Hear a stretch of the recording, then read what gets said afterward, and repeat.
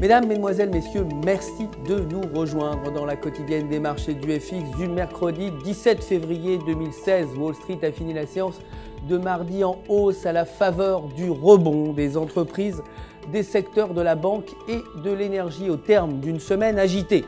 Le Dow Jones a progressé de 1,39%, le S&P 500 de 1,65% et le Nasdaq a également progressé de 2,27%.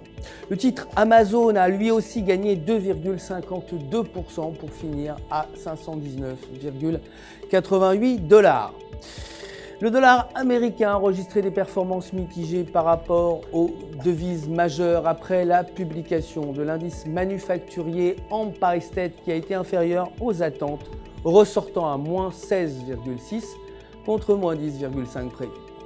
Les permis de construire devraient atteindre 1,21 million contre 1,20 précédemment et le compte-rendu de la réunion du FOMC sera publié à 19 h aujourd'hui GMT. La volatilité devrait être forte. L'or a chuté, clôturant à 1 200 $ l'once, les investisseurs attendant la publication du compte-rendu de la réunion du Federal Open Market Committee prévu mercredi.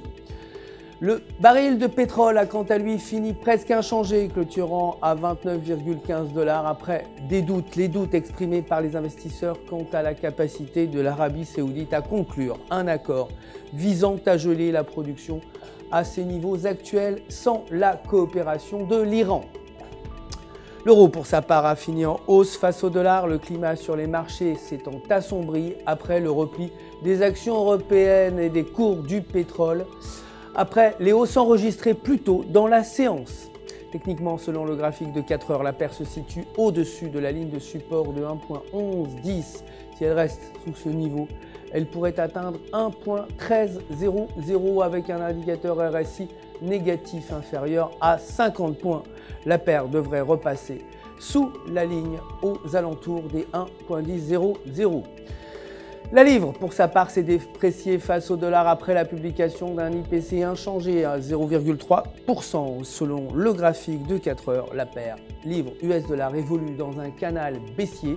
Si elle repasse sous la base du canal, la paire pourrait enregistrer une forte baisse et retomber autour de 1,4150.